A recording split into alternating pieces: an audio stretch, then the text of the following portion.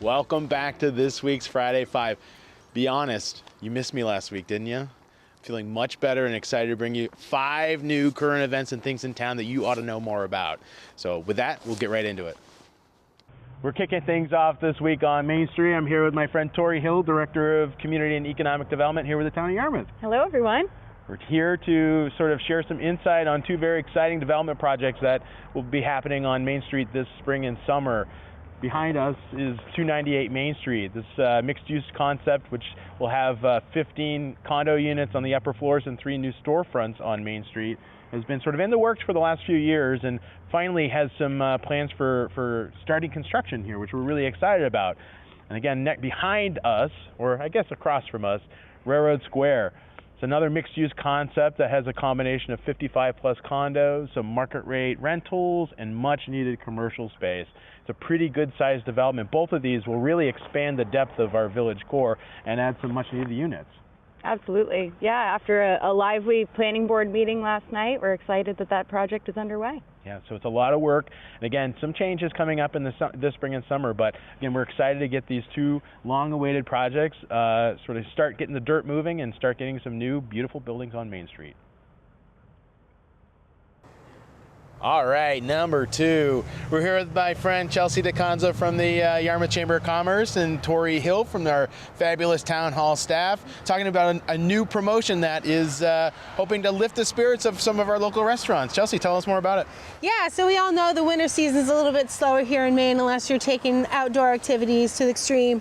But here we have partnered with the town of Yarmouth as well as the Portland Regional Chamber, Hospitality Maine, Visit Portland, Portland Downtown Association, all of these wonderful groups to promote Winter Wednesdays. So this initiative is to get people dining on a usually slow day during the winter season. So this is the perfect time to support your local restaurants, support your friends who have their spots open, and it's a great way to get out and have some fun during the slow season. It's amazing. So we're here in front of Gather, one of our favorite watering holes. Who else in town is participating? Yeah, so we've got Gather, we've got L&M, and then any other participating business, you know, go in and show up, whether it's Brickyard Hollow or Locally Sauce. The point is just getting out there and supporting some of our favorite spots. It's amazing. We've got some fantastic food and drink here in Yarmouth. Make sure you go and check them out.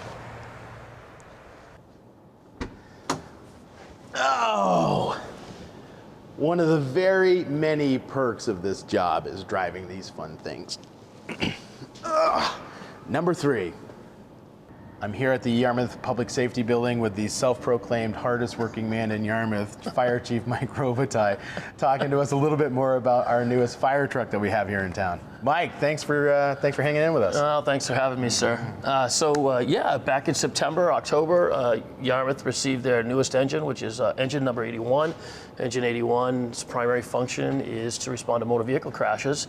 It's got set up with the jaws of life, but as with all of our other fire trucks, its other function is to respond to the emergency calls, to include medicals. It includes structure fires. Again, the motor vehicle crash is being the primary function. So this truck staffs, well, it can staff up to 5 firefighters to respond to the calls. And that's a combination of our volunteers and career staff and our per diems. So we're pretty lucky. We were down this truck for almost 2 years, and this is a stock truck. Instead of going out and buying a custom built truck for the town, we went with a stock model and probably saved $200,000 by doing that. It's a little bit of foreshadowing for one of our follow-up items here and talking about how we sort of plan for those investments over time, but that's great.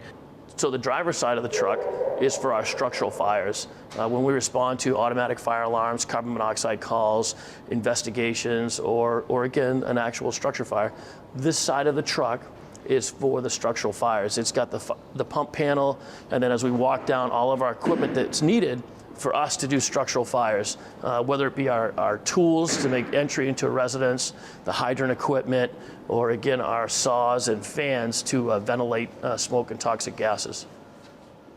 So the passenger side of the fire truck is all vehicle extrication equipment. We have our rescue jacks and our chains, our car crash stuff like Speedy Dry, we go into our struts to stabilizing of a vehicle that might be rolled over or turned onto its side. And then we get into the compartment with our vehicle extrication, or entanglement from a vehicle is what we're doing. We have the Hearst Jaws of Life, cutters, and a myriad of other tools that we would use to access a patient who's entrapped in a car. So how many automobile crashes do we respond to on a yearly basis? We're just over about 1.5 a week. Wow. It works out to about 60 to 70 motor vehicle crashes between the interstate and in town locally that we respond to, because we cover the interstate southbound from 17 down to 10 and northbound from 15 up to 20 into Freeport. Great. And we respond, and we do mutual aid. We respond to a lot of our neighboring community crashes, as do our neighbors as well. Absolutely, absolutely. Great. Yep. Well, we have a phenomenal team here at the Fire and Rescue Department. Mike does a phenomenal job keeping them in line, and again, responding to all the calls and sort of the worst times that many of you might be experiencing. They're there to help. So yeah, and last year was our busiest year. We ran 1,812 calls, wow, which was an increase of just over 100 calls from the year prior. And this year we've already started out, and we're already over the call volume from our previous year. Great. So we're doing well. Well, thanks for the phenomenal work. We're on to the next topic. Thanks again, Mike. Yes, sir. Number 4. So as a follow-up to our budget primer 2 weeks ago, wanted to kind of share a little bit more about our capital improvement planning efforts. Just like those fun fire trucks that we saw with Mike just a minute ago, the town has sort of a long-term investment strategy for a variety of infrastructure and equipment needs. The Beth Condon Memorial Pathway is one of them. So each year, we develop as a staff, working with department heads and other stakeholders, we develop out a 5-year plan. And within that plan, we sort of outline the big expenses, the investment opportunities, and we tie it up with federal funding that we may have available and other sort of more pressing needs. That program then goes to the planning board for review and approval before going back to the town council, where they sort of bake it into the upcoming fiscal year budget. We're getting into that process soon, so we'll be able to share that with the town council here in the mid-February, with the hope of displaying our FY26 draft budget to the full community at their February 27th meeting. Number 5. We're wrapping things up this week, sort of outside of the scope of Yarmouth, and looking a little bit more globally at the devastation of the wildfires happening in California. You may not think it, but there are an awful lot of people here in Yarmouth who are impacted either personally through their own residences or through friends and family who are living out west. And again, the frigid temperatures and the weather that we've been experiencing here in the Northeast sometimes can sort of distract from what's going on beyond Maine, but it's really important that we think about them. And if you haven't contributed, or if you feel compelled to contribute towards some of the rebuilding efforts that are happening in Southern California, we're going to include some links below to some worthy causes. So anyways, our hearts are with you, California, and we're on to the next. That's all I've got for today. Thanks again for tuning in. Again, if you're interested in learning more about the things that are going on in town, we have some great resources available. Obviously, if you're watching this, you're likely watching on our social media page, but of course we have our Facebook and our Instagram page. Highly suggest you take a look at that and stay up to date on all things Yarmouth. We also have a lot of information on our town website and other sort of digital services that are available through our town website. So again, lots of different ways to know what's going on. Now, we've been really heartened by the last few weeks. We've gotten so many great sort of suggestions from people in town and words of encouragement. Lots of folks are really having a fun time with this series. I'm equally having a wonderful time as well. So again, if you have any ideas for future episodes, or if there's topics that you want to learn more about, feel free to let me know, and we'll try to fit it in. Anyways, with that, we'll see you next Friday.